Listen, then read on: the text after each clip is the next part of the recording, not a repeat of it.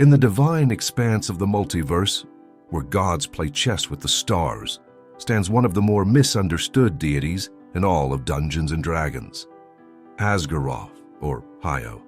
Even his, or her, name lies wrapped in the obscure shackles of its creation and role in the cosmos. A mere primordial power playing in a sandbox built by greater hands, a lesser god slain to birth new draconic deities, or the supreme overgod, the unrivaled puppeteer in the grand theater of existence. Buckle up, lore hunters, as we embark on a journey of discovery into the heart of retcons and conflicting celestial origins to find out. Our quest to unravel the myriad of mythologies surrounding this lore-bending draconic power. Will we discover a dragon's hoard of truths? Can we unravel the fabric of a god's divine DNA? Or will we leave with nothing more than cosmic cobwebs? Let's find out. Asgorath, right now, on Riches and Liches. Welcome, adventurers, scholars, and world builders. I'm Rich, and this is Riches and Liches, dedicated to dungeons, dragons, and tales of lore. Today we shall start our draconic discoveries with the creation mythology of the First Void.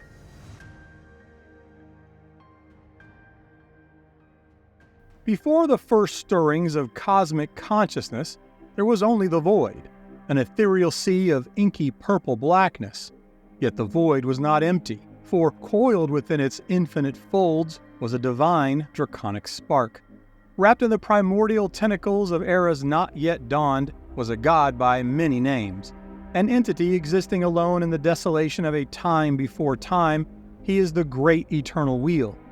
For endless epochs, he was all that existed, embodying every possibility and the sum potential of all creation. This epoch was called the First Dreaming. There was no beginning, no end, no form to delineate one point from any other. There was only the concordant dragon, his essence and his thoughts, which were all the thoughts that ever were. To the benefit of all living things, he consumed the darkness of perpetual midnight to bring the light of life to a nascent multiverse. He is the swallower of shades. Birthing divine children from his flesh, blood, and breath, he is Io, the nine-fold dragon. He is the transcendent creator of the beginning and of the end. He is Asgorath, the world shaper, the supreme creator, and overgod of the multiverse. For he is the Lord of gods, and there are none greater. At least, that is the florid tale of creation according to the sages, scholars, and priests of dragonkind. According to the divine doctrines formed by draconic clergy, there are two voids of existence. The first void, a realm that predates the multiverse as we know it, where Io and nothing else exists. And the shadow void, where Io is said to have shed his own blood into its fabric, weaving his own essence to become the source of all creation. This tale, one I cannot stress enough, is viewed through the lens of dragonkind, carrying with it all the dogma, bias, and influence that all religions of any race are well known for. Lies, of course, in stark contrast to the creation myth of non-dragonkind, as we have shared in Volume 1 of our Forgotten Realms history series. Lord Ao would have questions. It is a story meant to explain, to reconcile, a question often asked of the dragon sages. Why don't the non-dragonkind races also see Asgorath as their creator deity? Because they know not of the first void, you will be told. They know only of the gift, the shadow void from which they exist, all thanks to the supreme dragon overlord Io, or Asgorath. It will likely come as no surprise to anyone who has spent any time digging into the lore of our beloved game that it can be a dizzying minefield of obscure and conflicting backstories, origins, and mythologies, some by design, many others simply the mistakes born from a game that has a half-century of history, with literally thousands of authors, designers, and sadly marketers and executives who craft or edit its story. And the origin of the dragon god Asgorath is one such tangled tale, mired in confusing, timeline-bending retcons and misinformation that diminish the deity's rightful place in the Draconic lore of this game. I was tempted to say that there are few divine beings in the Dungeons & Dragons universe that have been as profoundly mishandled as Asgorath. But the more research I did, I quickly realized that the entirety of the Draconic pantheon is awash in conflicts and retcons, which is somewhat depressing for a species that makes up half the game's name. This profile, along with a second one that will follow on Tiamat and Bahamut, both came about as I was writing the script for the Forgotten Realms Grand History Volume 4, The Time of Dragons. Of course, Bahamut and Tiamat play major roles in that era, and Asgorath has had, if you'll excuse the pun, a major impact on the series as a whole. But each of their origin stories and overall mythologies, well, they're kind of a mess. So it was then that I decided that we need to get into the weeds on these three dragon gods. Today, starting with Asgorath, we will attempt to both give some exposure to, as well as provide some much-needed clarity on the creator of all dragonkind before we go headlong into the Dawn Age and the Time of Dragons. But what is the truth? What is your truth? Well, I'm going to give you all the information and clarity you need to answer that very question, because what's canon at your table is what your table decides.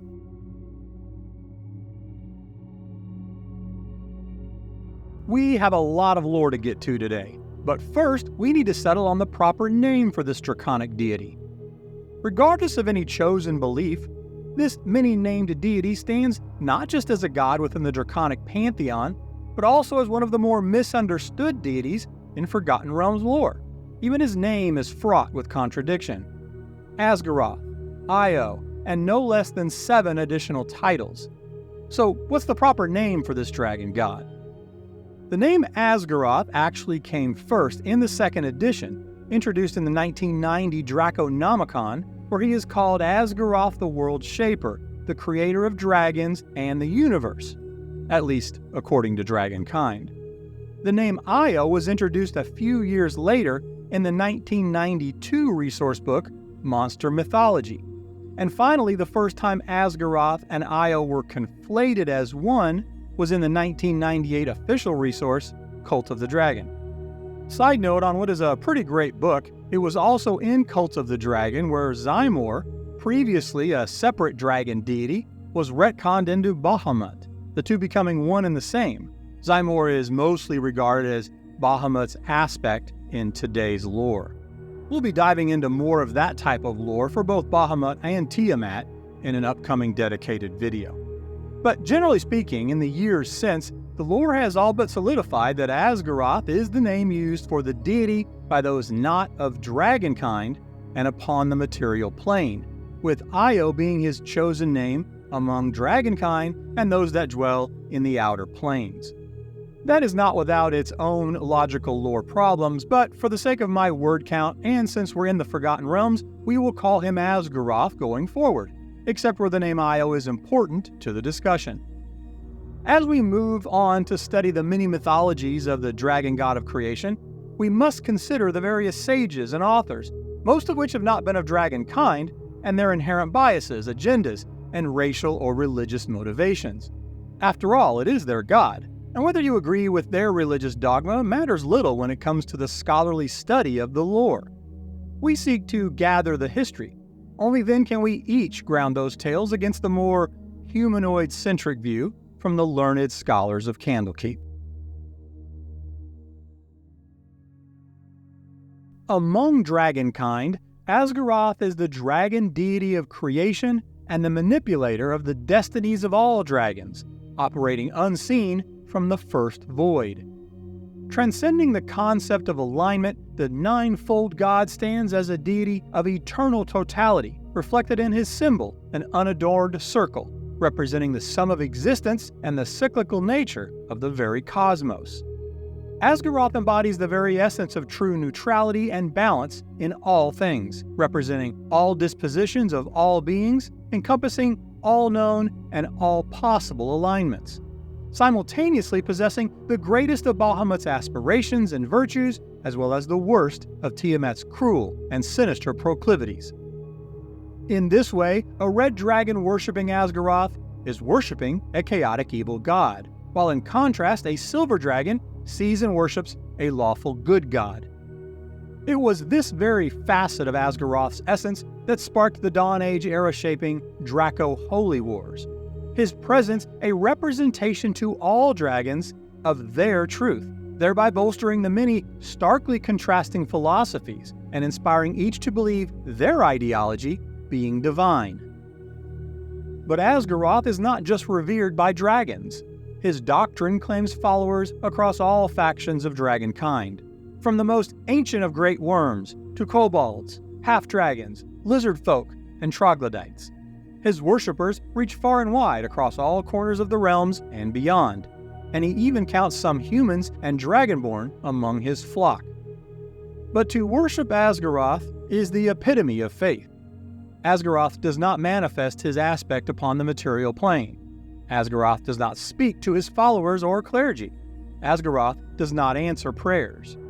Dragon Priest insists, however, that his presence will fill a true believer with dreamlike visions and a sense of confidence while in deep prayer, confirming to them beyond any doubt that Asgorath listens to their requests and works unseen to the greater good of dragonkind.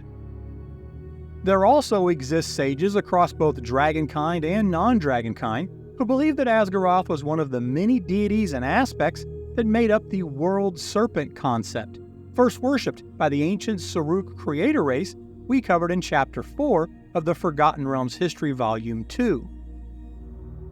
While Asgorath is not known to manifest upon the material plane, it is said among dragonkind that he can, if he so desires, taking on the form of any dragon, and even in forms of other draconic creatures of any size. The oldest myths go so far as to claim that Asgorath's true form, should it ever manifest before mortal eyes, could hardly be comprehended. His form so massive that but a single of his shimmering blue, silver, and black scales would dwarf even the largest great worm that has ever existed. Now, if we pause for just a moment to consider the ramifications, if true, of this particular aspect of dragon myth, and then consider the Tearfall event we just covered in the Forgotten Realms History Volume 3, where Asgorath, in that very non-draconic tale, was defined as a primordial, said to grab an ice moon and hurl it upon the planet, thus creating the Sea of Fallen Stars and forcing Lord Ao to intervene. Would not this incomprehensible form of Asgorath, if manifested and if true, present the same extinction-level impact event as that of any ice moon cast down in that era of the Tearfall? I would posit that the dragon god would not need to hurl anything upon the planet. His true form alone should more than suffice. This little thought experiment serves to either potentially question or invalidate the grandiose claims of dragons, something they are certainly well known for, or perhaps simply bolsters his omnipotent and legendary status as the supreme Lord of Gods. I suspect the results would only further reinforce whatever your chosen gospel.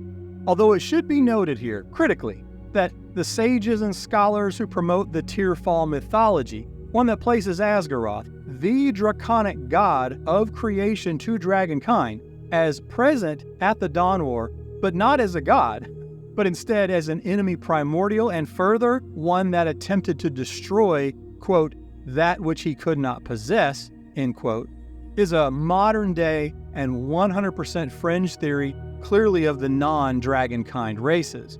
And while it has certainly become a common, even trendy theory by some sages following the spell plague, not only is this a highly contested mythology, it is one that most dragonkind find not only untrue and offensive, but in fact heretical. Regardless of whether you believe it or not, consider this a warning and something to remember should you ever find yourself talking religion with a dragon.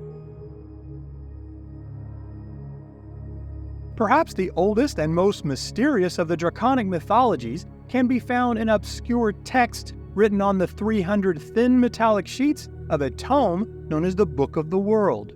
Legends claim that only one copy of the ancient Thorazian text is known to exist.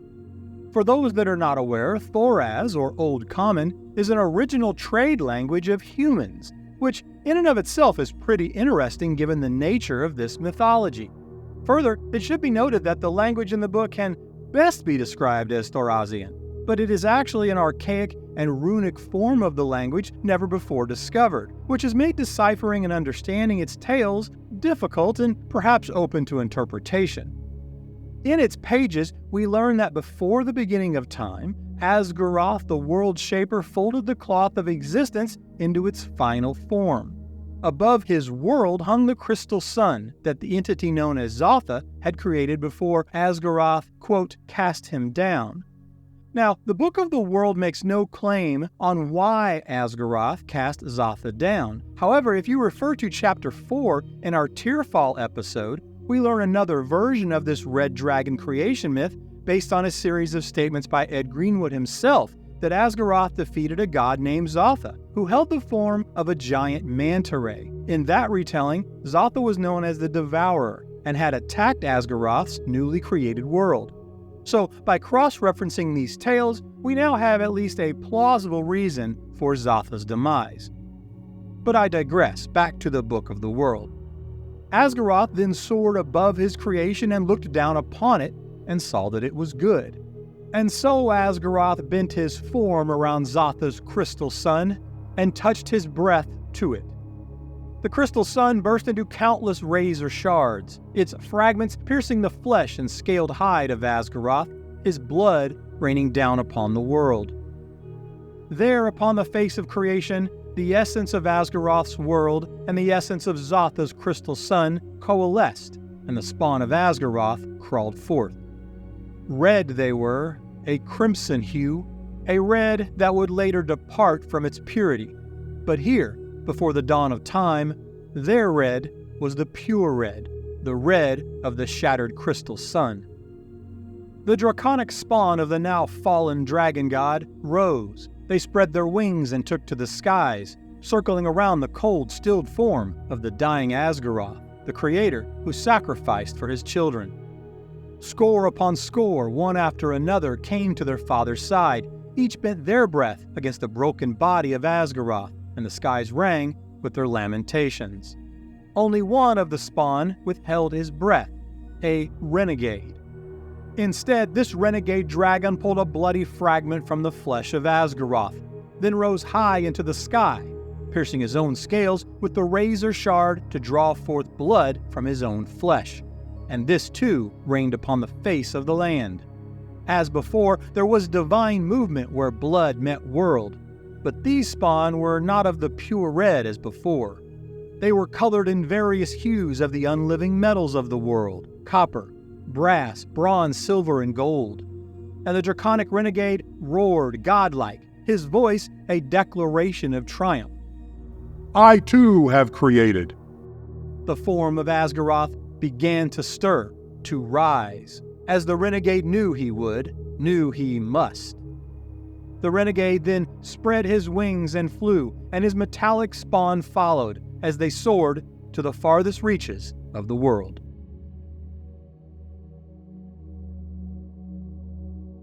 In the ancient lands of Abir, a tale was whispered among the Dragonborn, passed down through generations, and echoed by fringe humanoid scholars upon Toril. It is a suspect tale, one of cosmic conflict, betrayal, and the birth of gods, all set against the backdrop of the Dawn War. At the heart of this tale is Io, the draconic creation deity. Revered and feared in equal measure, known for his wisdom and power, Io was a formidable force in the Dawn War, a conflict that pitted gods and primordials in a struggle for the fate of all creation. In this era of chaos and upheaval, Io faced his greatest challenge in the form of the mighty Eric Hus, a primordial of unspeakable power and malice. Wielding a fearsome adamantine axe, the King of Terror was a force of destruction as he sought to turn the tides of the Dawn War, leaving a trail of devastation in his wake. The battle between Io and Eric Hus was epic in scale, a clash of titanic forces that reverberated through the multiverse. However, in the midst of this cataclysmic battle, a tragedy unfolded. Io, in a moment of confusion and vulnerability, gave the King of Terror an opening, and with it, Io was cleaved from head to tail by a single ferocious strike of the primordial's axe. The dragon god, known for his tactical prowess as much as his might and majesty, was split asunder, a sight that would haunt both gods and mortals for eons. Whispers among the Dragonborn today speak of a betrayal that led to this fateful moment. They tell of Zahir, an interloper god whose envy and ambition knew no bounds. A venomous, serpentine god, Zahir coveted the domain of dragons, and he is said to have played a role in the fateful battle. However, the exact mechanism of this betrayal seems lost to time, shrouded deeply in speculation and bias. Some say it was deception, others speak of a curse or a boon, but all who follow this fringe theory agree that Zahir's treachery was pivotal in the dragon god's demise. Yet from the sundered form of Io arose retribution. Two new deities, Bahamut and Tiamat, born from the two halves of the fallen deity, their father. They each emerged with a fury, a resolve, and in that moment, a singular purpose. In this, their lone act of solidarity, they joined forces, a rare moment of unity never to be repeated, to confront the King of Terror, the blood still dripping from his axe. And in mere moments, it was over. Eric Hoos, the fool primordial who dared conspire to kill a god, was slain by the newborn Draconic deities, equal parts justice and revenge, a measure of vengeance and the rise of two new additions to the Draconic pantheon. This uncommon tale takes an even more mystical turn in some variants, where it is said that Io's spilled blood gave birth to the Dragonborn race. This facet of the tale, along with the myth at large, is a subject of contention and debate among scholars and believers alike. Some see it as a symbol of the Dragonborn's divine heritage, while others dismiss it as fanciful lore or even blasphemous heresy. Yet the tale endures, another alternative legacy of the unseen Draconic creator, Io. Now, if you have followed the History of the Forgotten Realms series on this channel, specifically the Dawn War that I covered in Volume 1, then you may have taken notice that I did not cover or even touch upon this story previously. That was not an oversight or a matter of time on my part. It was, however, a great example of me not following my own principle on the mortal view of lore. I am admittedly pretty biased against this particular Retcon 4E lore narrative, but in retrospect, I'm happy to have the opportunity to include it here for your own review and judgment. There are several alternative and, in my humble opinion, better origin stories for these two diametrically opposed sibling gods that I will share in our next episode that is completely dedicated to the origins of the most famous dragons and dragon gods in the history of the game, Bahamut and Tiamat. Okay, so we've covered many of the conflicts and the retcons that you will face as a world builder, dungeon, or lore master. But I would not be doing a very good job representing the lore or the community if we didn't take a few minutes to provide some potential options in order to reconcile what is some still great story. So in this final chapter, I'd like to provide two things. First, in summary of the major conflicts, let's look at some extended and plausible lore that could be argued as only semi-homebrew. We're simply drawing some inference from the canonical lore as it sits, along with any clues that it might provide. Secondly, I will share with you what I've done with the lore myself, which is fully homebrewed, but should provide some ideas for you to use, to ponder, or simply leverage as a base palette or creative spark for your own ideas. And then I'll close out this volume in sharing some final thoughts on the 4E lore, specific to Asgorath and the Time of Dragons, that I think you might find surprising. Okay, let's start with the lore-bending aspects of the Asgorath/Io name, as well as his presence in timelines that seem, and really are, wholly incompatible, and more importantly, how that can be addressed. If you have been following along thus far, you know that for all intents and purposes, Asgorath and Io are the same being. There's some limited evidence that at some point they were separate entities, but they've been conflated for about 25 years now, canonically speaking. So with that understanding, we have to try and reconcile the following incompatible timeline. In the Blue Age lore, Asgorath has numerous official sources calling him the god of dragon creation, and further, according to dragon mythology, the universe. Then with the introduction of the 4th edition lore, we also learn that in the middle of the Dawn War, Asgorath, now called Io, is still a god, but he picks a fight with a major primordial general called Erechus, and is split in half with a swing of the primordial's axe. From his two halves rise Tiamat and Bahamut. Boom, it's a wrap. Creation story is done. That's 4E. But then later in the same Days of Thunder era, we have the Tearfall event, where Asgorath is said to be an imprisoned primordial, which would make him not a god and likely having never been one, but in fact diametrically opposed to the gods in the Dawn War of Creation. I mean, that's about as much of a 180 as you can make. In that same Tearfall event, Asgorath is now the imprisoned primordial released by the Batraki, who now also strangely is listed as a she. She is angry because she cannot have the world, so she pulls an ice moon upon the planet to destroy it. So yes, this is about as confusing and incompatible as lore can get, until we get creative and add some plausibility. And again, I would argue, maybe weakly, that what I'm about to share is only semi-homebrew. I mean, it's not a hill I'm going to die on because we are, in essence, making up new lore, but we're trying really hard to keep it mostly in support of and trying to align with the 4E lore instead of changing it. And let's be honest here, in this form, in its native form, it doesn't make any logical sense. And if you think it does, on its face with no change or addition, please let me know what I'm missing. Okay, so first, the he-she thing. I'm convinced, as many others are in my research, that it's just a typo. But we can use it to our advantage and try to help us ride that line of canon. So we can, as an option, split Asgorath and Io as separate entities. In the time before and up to the battle with Erechus, Io is the Draconic god of creation, and most everything I've covered today still applies. Io faces the primordial king of terror, dies, Bahamut and Tiamat are born, maybe even the Dragonborn are born from his blood as well. And then, and this would be the homebrew, from the deified essence of this fallen god, Io, Asgorath, the primordial, rises.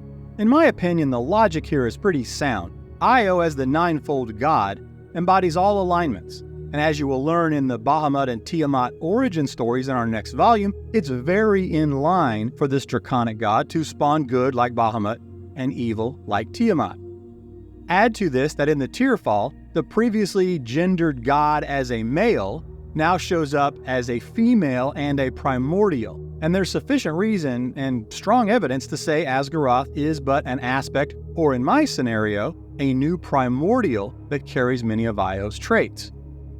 This fixes the largest incompatibility in the Asgorath-Io story from the 4E perspective, giving us a logical reason why Asgorath could be present at the Tearfall and, more importantly, be playing for the other team, the Primordials. Yes, I still have some issues with the god dying in this manner, but this at least makes the lore more palatable and believable, even if you don't necessarily like it, and it keeps you pretty close to the official canon, if that's your primary objective. Now, for me personally, I have significant issue with that facet of the 4E lore that says Erechus kills a Draconic god in Io that to some is or was an overgod, on par with Ao. Even if you read the 4E lore on this story, it's a couple of paragraphs in a call-out box in the 4E Draconomicon. It's not well written, it's not very fleshed out, it's just really convenient and, in my opinion, pretty lazy. So for my homebrew, if you want to keep this god at the top of the Draconic pantheon, we rely on the lore of Asgorath, that he works unseen in the shadows of the first void, as I've covered in this volume. So it makes a lot of sense that he would not be present or witnessed, as all these mythologies suggest. And the lack of completeness from the 4th edition story, we can actually use to our advantage, affording us world builders an opportunity to leverage these open endings to create the hooks required for a more complete and believable story. Take, for example, the Tearfall. What happens at the end? The impact creates the Sea of Fallen Stars, Lord Ao limits the damage, and having seen enough, splits the planet. Abir and Torel are now separated.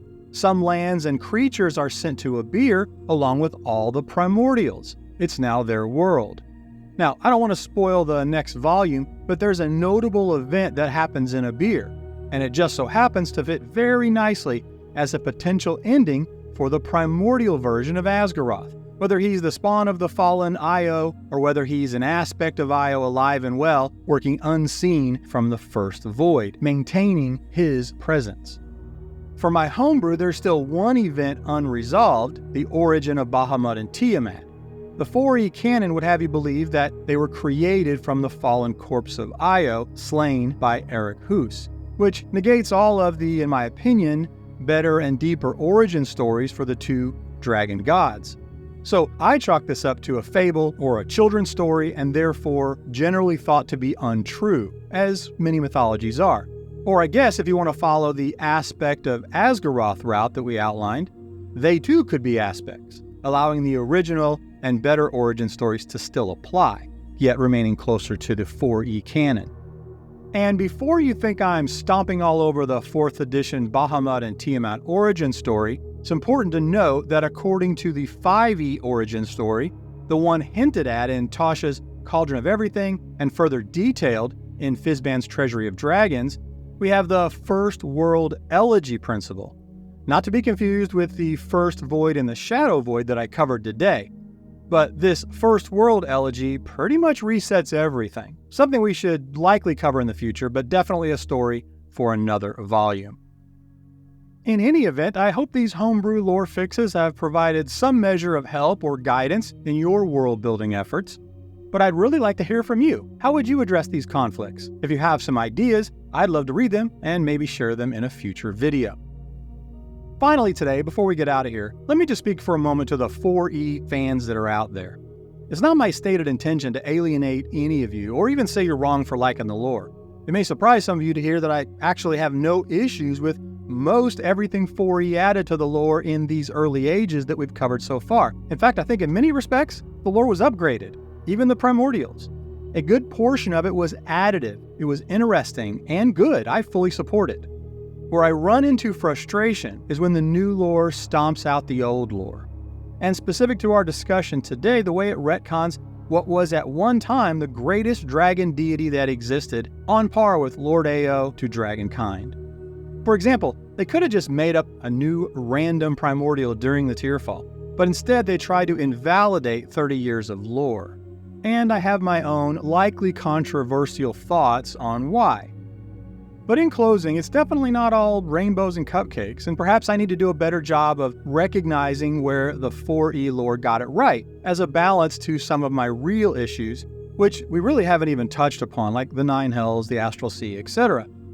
But it's definitely not all bad, and where it is, you have my commitment going forward to better utilize my energy to constructively mitigate and reconcile, as we've just done in this final chapter, as opposed to just complaining or bemoaning.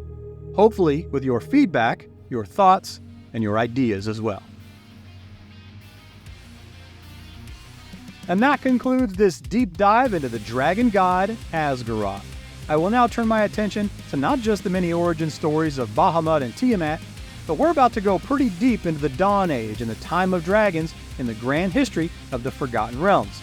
And to my fiendish lore masters out there, I've not forgotten about the Nine Hells series. I have not one, but 2 volumes already in the works. Busy times, but I wouldn't have it any other way. I hope you were entertained and or learned something new today. If you'd like to support the channel, please check out the links below. And if you think I earned it, please like and subscribe.